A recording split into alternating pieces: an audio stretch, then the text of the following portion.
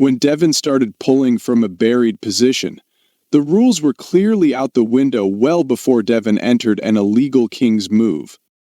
Devon didn't prep his left hand, had lost 43 pounds, and had just finished a title match 5 minutes ago, while Morozov was bulking up and angry. Devon started from the losing side on the pin pad, with Morozov yelling, "Go, go, go," as he thought he was in a perfect position. Slowly, Devon brought him to center, and in a blink, Morozov lost his wrist. Morozov knew he messed up right there, and it pissed him off a lot. Let's just say I know exactly who would win a best-of-4 match. Morozov wanted to humble Devon a bit after his tirade with Oleg. Unfortunately, one does not simply do that. Morozov still has other avenues he can attempt in a real match, but I bet he is still going to lose that wrist if they ever meet. Though it's not that bad for Morozov, to be honest. People are saying this is information for Devon, but it's also information for Morozov. He now knows where he stands. He put the strap on, then freaked out when they pulled. He just doesn't want a free show. Get that money in pay-per-view. You just watched him start from an inch off the pad, get it back to the center, and crack Morozov's wrist right after winning a match and after a big weight cut. Devon isn't top-rolling people. What you don't understand is that people are breaking their own wrists back because they don't have coverage due to how he sets up. Devon didn't have the back pressure to bust it in the center, nor the cup to overwhelm Artyom. Everyone knows that. Even so, he had plenty of pronation to crack Morozov's wrist when Morozov hit. But saying that Morozov willingly gave up his wrist to allow him to cut in deeper is foolish.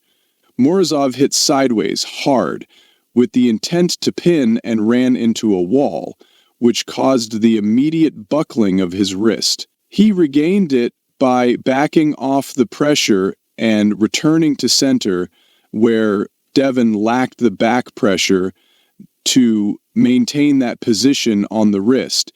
Devon wasn't in control of Morozov's wrist, but he absolutely did crack it. Morozov surged and went, I think it's a good time to regrip. He surged, hoping to regrip. He surged, hoping to pin Devon, didn't expect Devlan's pronation to hold up, and busted his own wrist back by surging. Then he stood up and got right back into a favorable position. The torque on Morozov's wrist just happened to be strongest near the pin pad, which is why he lost his wrist at that moment. That said, Devon probably wouldn't have been able to take it in the center on that day.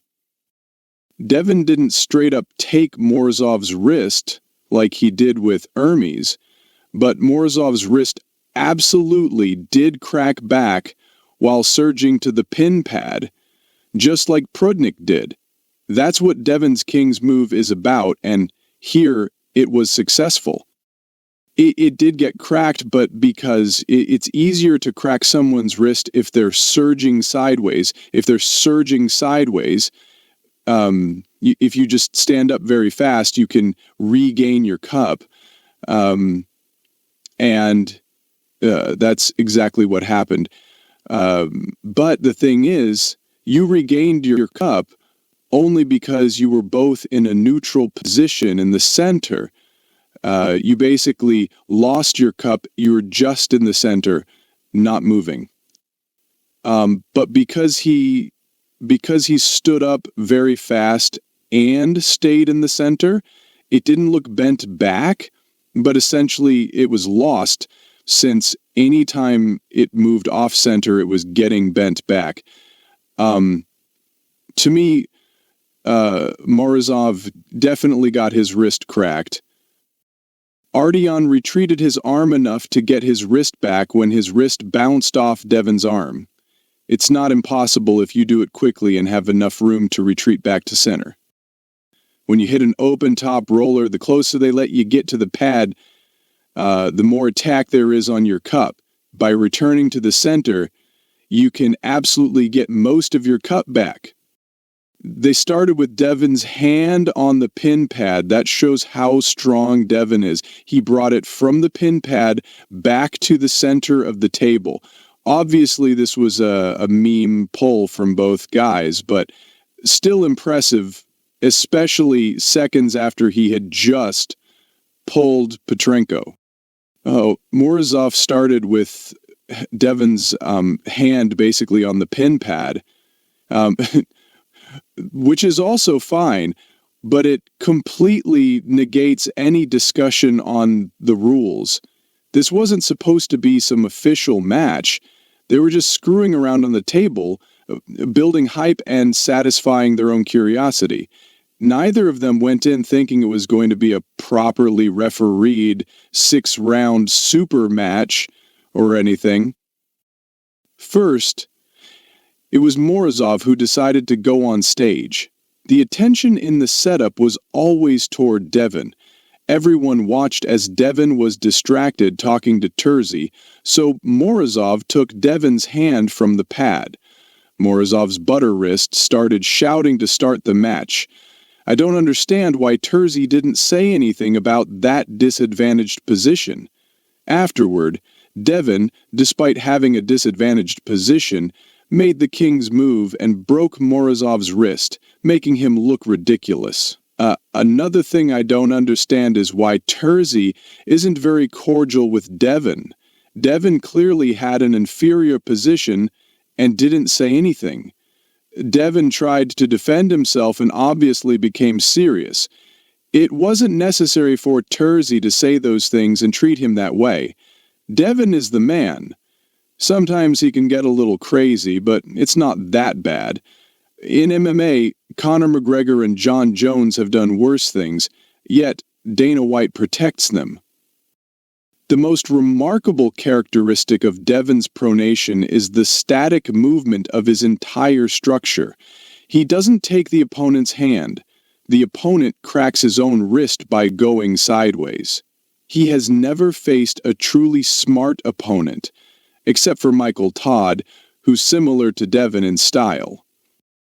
Devon is good at baiting people to get what he wants, and so far it looks like Morozov doesn't want to take the bait. That's what the pronation lift has done to him. These lifts are tailored to building strength in a very specific and limited range of motion that emulates the arm wrestling starting position. And they're all available, I believe, online right now. They are trying to sell them, but they are valuable mostly for those who have already built a good base. Most amateur arm wrestlers would likely be far better off starting by training basic compound exercises such as pull-ups, dips, and bench presses, using a full range of motion to develop their muscles optimally while going to practice once or twice per month. Later down the line, once you've built a decent strength base, you can start focusing more of your time sharpening the tip of your spear.